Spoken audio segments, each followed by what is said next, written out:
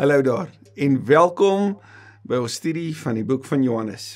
Dis Paastyd, die tyd van heilige nadenke oor die heilige Here in hierdie heilige week wat ook nou vir ons voorlê. Ons betree die tyd van die kruis, die belewenis daarvan saam met Jesus en die mense wat daar om hom was. Ek bid so dat as jy vandag vir die eerste keer dalk by ons aansluit, miskien is dit die tyd gewees waar jy gaan navors het of gaan soek het na gedeeltes hieroor, dat jy sommer dadelik deel voel en deel word van ons reis.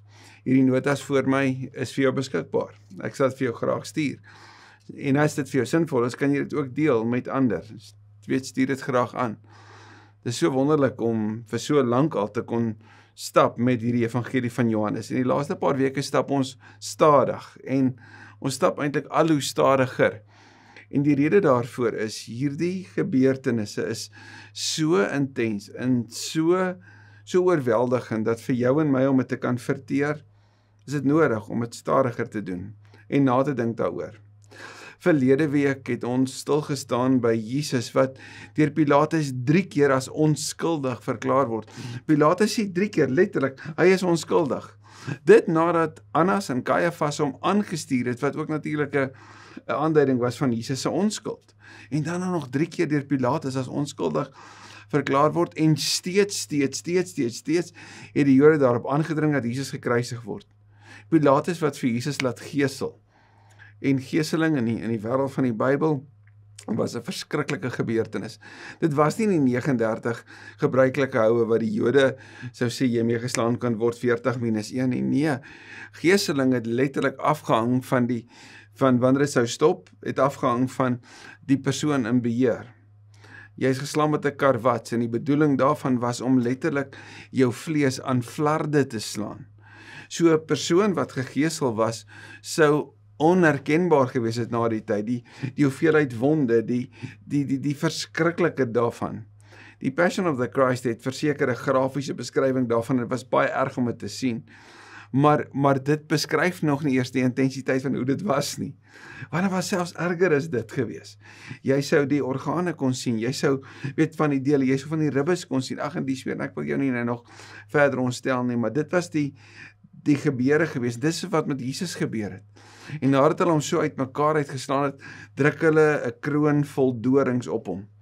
Johannes is dit duidelik, die koning het gekom vir sy kroon, en die kroon kom aan die kruis, en die ironie het ons verlede week gesien, van 'n doringkroon, en 'n persmantel, wat so 'n walglike eintlike beskrywing is van 'n koning, wat 'n kroon sou kry, en 'n persmantel sou kry van sy gesag, sien ons Jesus, die lydende Messias, die koning wat aktief kom lei, hy kies daarvoor, hy neem aktief deel, wat 'n doringkroon kry, en 'n persmantel.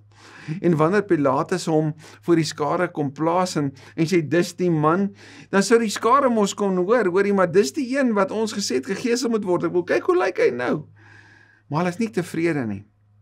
En daai woorde, dis die man, staan eintlik in skrille kontras met Adam. Die man deur wie daar sonde in die wêreld ingekom het, die gevolg daarvan, Psalm 51, die gevolg daarvan Romeine 5. En Paulus sê dat die groot sonde het 'n groot gevolg gehad, groot oordeel daaroor. Maar in Christus, Romeine 5, is daar groter genade, sy genade is die groter as. Maar ons tree nader vandag, want nadat Pilatus 3 keer verklaar het dat Jesus onskuldig is, moet hy Jesus oorgee om gegesel te word, want Pilatus beskerm liewer sy eie rug. Hy beskerm liewer sy eie posisie, want die Jode het hom gedreig dat hy nie 'n vriend van die keiser is as hy nie Jesus oorgee nie. So hy gee toe. Kom ons bid dat die Here ons ook vandag verder neem hierop. Here Jesus, dankie dat ons deur die leiding van u Gees en u woord vandag kan toetree tot die oomblik wat u die kruis na toe gegaan het en die kruis in die oë gestaar het. Toe u self gegee het om gekruisig te word. Here, ek bid so dat die beelde wat by ons opkom, die klanke wat ons hoor, miskien is daar reuke wat in ons verbeelding kan opkom, dat dit regtig ons harte sal aangryp vandag. In hierdie oomblik en in hierdie tyd, dat ons hierdie eerste deel van die kruisiging so intens sal beleef en sal inneem, sodat dit ons, ja Here, nader aan U liefde vir hierdie stikkende wêreld, vir hierdie sondige wêreld, net nog meer, Here, sal besef.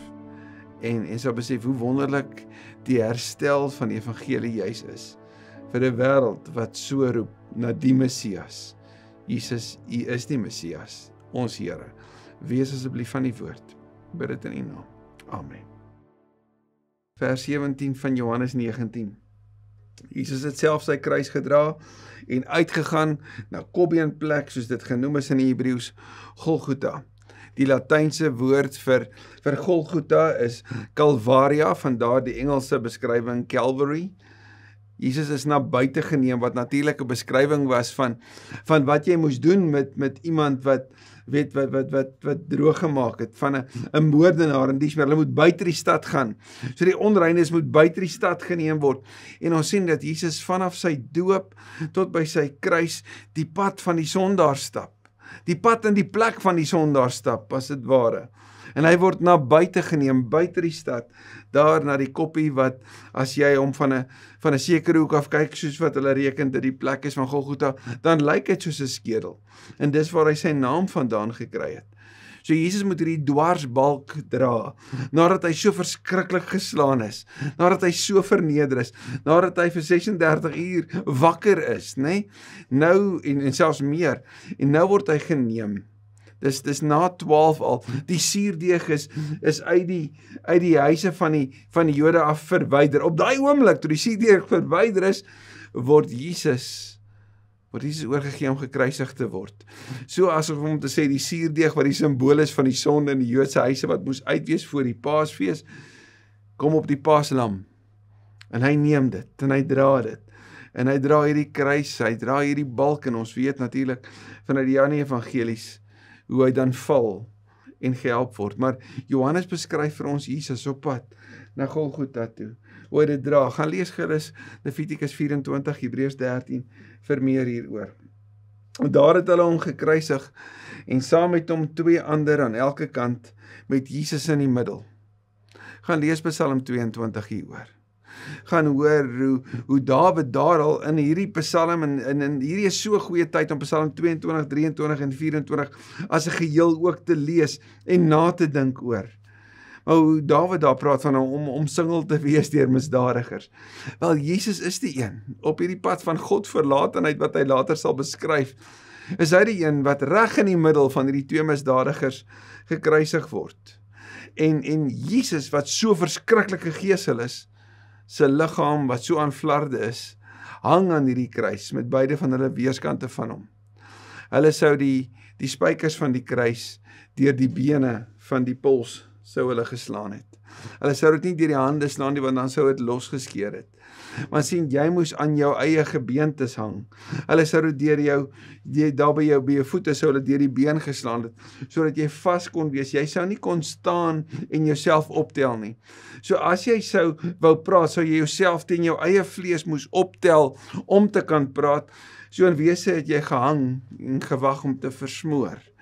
So Jesus, wat soveel van sy vloeistof, sy liggaamsvloeistof al verloor het, wat besig was om totaal te ontwater, is in hierdie tyd steeds die een wat aktief deelneem, wat dophou wat om hom aangaan, wat intentionele woorde spreek, 7 kruiswoorde wat die evangelies vir ons mee beskryf, wat sê waar sy gedagtes was, wat vir hom op hierdie oomblik op sy hart was, en belangrik was om ook te sê, weerskante van hom hang 2 misdadigers, hulle wat verdien het om daar te wees, hulle wat rebelle was, hulle wat hulle dood in die oë sou staar. Kyk gerus Alistair Begg se video ook hier op YouTube, en gaan kyk na wanneer hy praat oor the man on the middle cross that said I could come. Want ons weet een van hierdie misdadigers sou glo in Jesus, sou sê, dink aan my.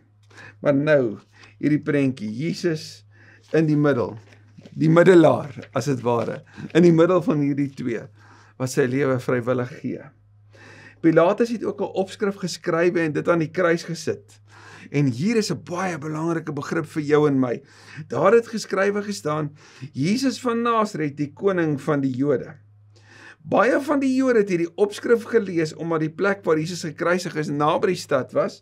Die opskrif was in Hebreëus, Latyn en Grieks, wat dus die antieke tale van daai wêreld verteenwoordig, wat met ander woorde was, hierdie boodskap is vir die hele wêreld, wat belangrik is vir jou en my, in terme van die evangelie. Maar kyk net nou, die priesterhoofde van die Jode het toe vir Pilatus gesê, moenie skrywe die koning van die Jode nie, maar skrywe, hy het gesê hy is die koning van die Jode. Jy ooit gewonder hoekom hierdie hulle so geplaai het? Hy het dit gesê. Hoekom dit? Want sien, die Jode sou sien, daarvoor op die bord voor hulle om te sien, staan daar Jesus van Nasaret en koning van die Jode. J-H-W-H. Dis wat daar sou staan in die Hebreëus. En J-H-W-H, sou hulle herinner dit aan? Jy's reg, Yahweh. Yeshua Nasaret van Melech HaYodim. Jesus van Nasaret en koning van die Jode. Jesus is gekruisig omdat hy Yahweh is, omdat hy God is, omdat hy die Here is. Toe die Jode gesê het, hy is die seun van God, ons moet hom kruisig, wel as seun van God, hy is een met die Vader. Kan jy sien wat godsdienst doen? Dat selfs godsdienst so gevoelloos en dood is, dat dit die sogenaamde God wat hulle sê hulle aanbid, self sal kruisig, omdat hulle erken hom nie vir wie hy is nie. Jesus die Here, wat sy lewe gee, die ek is, wat ook nou ek gee is, die een wat sy lewe gee, daar aan die kruis. Jesus se troonbestuiging het gebeur. Hy het gesê, julle sal my verhef sien, vir almal om te sien. Soos Moses die slang in die paal, onthou jy daai beskrywing van genesing wat sou kom? So die seun van die mens wat hier sy lewe gee. So op hierdie oomblik, wanneer die suurdeeg verwyder is, wanneer die Jode sou dink oor die sondebok wat buite die stad geneem sou word, om die sonde op hom te neem, as dit ware namens die stad, namens die volk. Aan die buitekant hang die seun van God, en bo hom staan die naam Yahweh, vir almal om te sien. Van sy doop tot aan sy kruis, tot by die kruis, stap Jesus die pad in jou en my plek. Pilatus het vir hulle gesê, wat ek geskrywe het ek geskrywe. So sommige gereken, dis asof Pilatus vir hulle sê, julle wou mos, julle het aangehou en aangehou en aangehou, wel, ek gaan daarop skryf, sodat julle reg voor julle in julle oë kan sien, ek skryf die naam van die God, wie julle sê julle aanbid. En Jesus is Yahweh. Toe die soldate Jesus dan gekruisig het hulle sy boklere gevat, en dit in 4 dele verdeel, vir elke soldaat 'n deel. Hulle het ook sy onderkleed gevat. Nou wat sal dit sê, julle? Sy bookleed kan ons verstaan, maar as hulle sy onderkleed vat, beteken dit Jesus was naak. Totaal ontbloot. En kyk hoe herstel dit, en begin dit die herstelproses van die mense wat naak en skaam was in die tuin, en Jesus wat naak is om die nuwe lewe in te lei, deur homself so te ontbloot, deur die volle prys te betaal, sodat ek en jy skaamteloos vergewe voor God kan wees. Jesus gee homself. Paulus sal hom beskryf as die ware Adam, as die een wat genade inbring en herstel bring. Hy het sy klere van hom afgevat, en hulle wou dit verdeel, dit was sonder naad van bo af in een stuk geweef. Hulle sê toe vir mekaar, vers 24, ons moet dit nie skeer nie. Kom ons loot wie dit moes kry. En dit het gebeur, sodat die skrif vervul kan word wat sê, hulle het my klere onder mekaar verdeel, en vir my 'n kleed het hulle geloot. Dis Psalm 22, vers 19. Net weer herinnering, gaan lees Psalm 22, 23 en 24 in hierdie tyd. Dit is wat die soldate gedoen het. By die kruis van Jesus het ook nog sy moeder en sy moeder se suster en Maria, die vrou van Klopas, en Maria Magdalena gestaan. By die kruis was daar 4 vroue. Nou kom ons sê net gou 'n bietjie vir mekaar. Die evangelies saam met Johannes beskryf 3 manne. Hulle beskryf 'n Markus wat, soos Markus homself beskryf, wat kaal weggehardloop het, né? Dis Markus wat weggehardloop het. Daar is Judas wat gesê het, ek ontken hom, ek deur hom te verraai. Daar is 'n Petrus wat gesê het, ek ken hom nie. 3 keer. So Markus, Judas en Petrus het al 3 weggehardloop. En hier by die kruis is die 4 vroue, so wat jy nie sou verwag nie. Op hierdie oomblik by hulle die getuies, wat uiteindelik ook die getuies van sy opstanding sal wees, wat ook uiteindelik die eerste sendelinge sal word, want hulle gaan met 'n boodskap van, hy het opgestaan, hy leef, maar hier is hulle om sy kruis, daar by hom. En die mooi hiervan sê dit vir jou en my weer, hier is 'n bewys van die waarheid hiervan, want as jy hierdie as fabel bymekaar sou sit, in die wêreld van die Bybel sou jy hierdie nooit doen nie. Maar om die vroue as getuies te plaas, kom sê juis vir jou en my, dis presies hoe dit gebeur het. So hulle was daar voor hom, hulle was die eerste 4 getuies gewees, van wat daar gebeur, saam met die soldate, en saam met natuurlik die 2 misdadigers. Toe Jesus sy moeder sien, en sy disipel vir wie hy baie lief was, en ons sal later sien, Johannes beskryf homself dan, as die geliefde disipel, nee? Wat by haar staan, sê hy vir haar, daar is u seun. Sien, Jesus se eerste fokus op die aan die kruis was om herstel te bring vir sy ma, want as hy as oudste seun in die gesin sou sy lewe gee, en as hy terug sou gaan na sy vader toe, wat gaan van sy ma word? So hy sorg onmiddellik dat sy 'n nuwe plek van behoort sal kry, dat sy versorg sal word.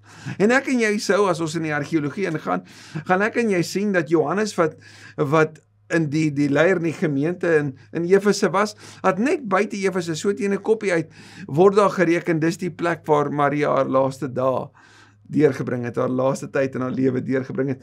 Daar in Efese by Johannes. So toe Jesus sê, dis die seun, het Johannes die verantwoordelikheid om vir Maria te sorg as sy ma, het hy dit volledig op hom geneem, en so mooi nagekyk. Daarna sê hy vir hierdie disipel, daar is jou moeder, van daardie oomblik af vir die disipel haar in sy huis geneem. Hierdie is natuurlik 'n beskrywing ook van die nuwe familie wat Jesus bring. Dat hulle wat in hom glo word deel van 'n familie waar hulle mekaar versorg, waar hulle na mekaar kyk. So Jesus aan die kruis aktief besig. Jesus aan die kruis aktief besig om sy moeder te versorg, soos Eksodus 20 en Deuteronomium 5 ook van 'n kind sou verwag. Sien jy dat Jesus aktief deelneem, so hy's nie 'n slagoffer nie. Hy het gekom vir sy kroon. En die eerste van die kruiswoorde wat Johannes beskryf, is woorde van versorging. Sien, maar dis wat die kruis doen. Dit bring versorging vir jou en my. 'n Here wat ly in ons plek, wat ons in ons lyding kom herinner. Hy het dit in ons plek gedoen, sodat daar vir ons herstel, vergifnis, 'n nuwe lewe kan wees. 'n Here wat Psalm 22 tot 24 geleef het, daar aan die kruis, sodat ek en jy kan weet, ons het 'n herder, 'n goeie herder, wat sy lewe aflê vir sy skape, en wat vir hulle sê, julle sal my, ek ken julle op die naam, en julle sal my stem hoor, julle moet my volg, ek lei julle na 'n lewe van oorvloed toe. So in hierdie tyd, mag ek en jy stil staan, en dit inneem en beleef. Dankie Here dat U ons ken, dat U alles van ons weet, dat U ons donkerste donker ken, dat U ons wat dalk sou weghardloop soos aan Markus, wat verraad sou pleeg soos Judas, of wat sou ontken soos Petrus, dat U ons stories ken, dat U ons gedagtes ken, en dat U vir ons die prys betaal. Dankie vir nuwe families waar ons aan kan behoort, die familie van Christus, die familie van die Vader, 'n nuwe familie waarvan ons deel kan wees. Dankie Here vir elkeen wat so sê Johannes ander versorg, hulle in hulle lewens inneem en vir hulle omgee, soos eie kinders. Dankie vir hierdie nuwe gemeenskap wat U gevestig het, wat ons aanhoudend sien ook in die Nuwe Testament, wat na die hemelvaart gebeur het.